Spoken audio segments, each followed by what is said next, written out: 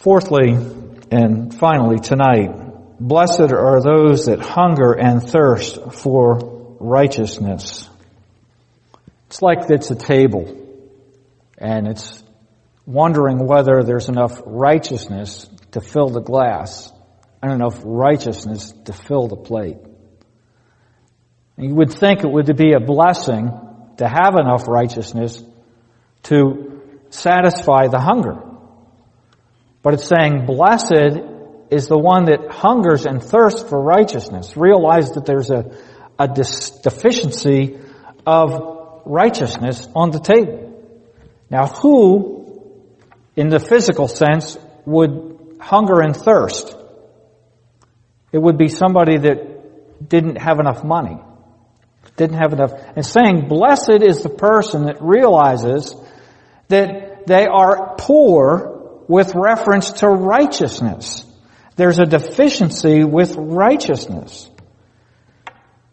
Now, I think the world sometimes is anorexic with this hunger of righteousness. There's just no desire there at all.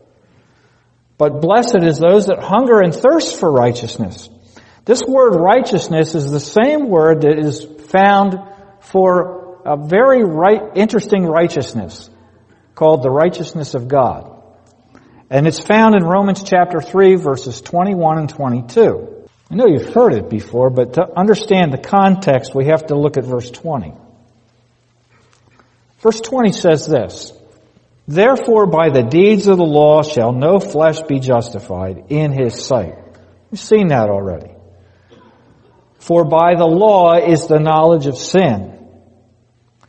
But now the righteousness of God apart from the law is revealed. What is the righteousness of God apart from the law which is revealed?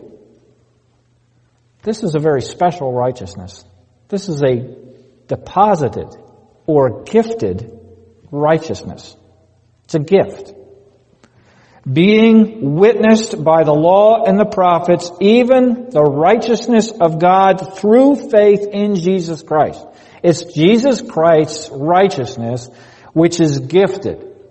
Blessed are the hungry and thirsty for righteousness, for they shall be filled, is the promise. But they have to realize that the righteousness that may be on the table may not be edible, may not be useful, may not be anything. It's like a person physically can't survive. They're not having any income. They can't pay for the house. They can't pay for the food. They can't pay the bills. They're all deficient. And somebody gives them a great gift which will satisfy all their needs physically. This is what happens with righteousness. Christ has overflowed with this righteousness of God that has been revealed, that's not of the law. It is a righteousness that is by faith in Christ Jesus. This is the righteousness that will fill them. Blessed is those that hunger and thirst for righteousness, for they shall be filled. Now, what of the world? The world just goes right over the head. Righteousness is ill-defined. Righteousness isn't what God says in His Word. Righteousness is worked at, if at all.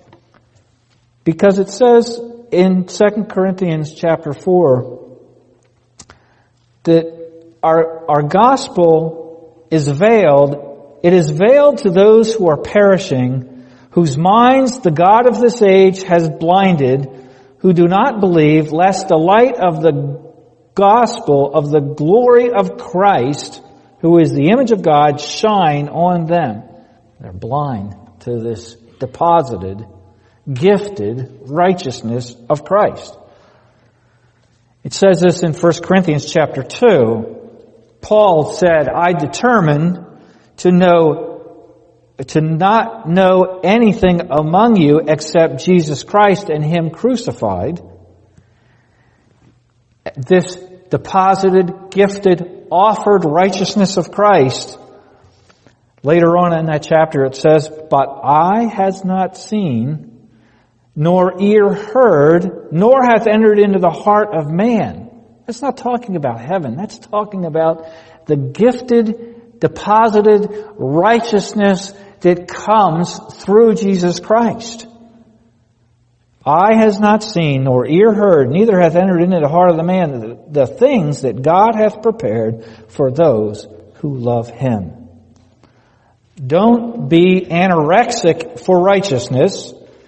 Admit your righteousness shortage and claim the mind-blowing promise that Jesus Christ will fill that shortage.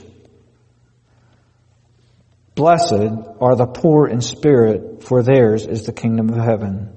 Blessed are those who mourn, for they shall be comforted. Blessed are the meek, for they shall inherit the earth. Blessed are those who hunger and thirst for righteousness, for they shall be filled. Did you notice something about this? These are blessings, because they are something God gives. The title of my message is Attitude Advance. We need to advance this attitude, but really these attitudes, these beatitudes, are something that the Spirit of God works and gives. And so, these are something the Spirit needs to work in us, and may He work these things in us. And I pray tonight, if you don't know Christ, that you would come to know Him.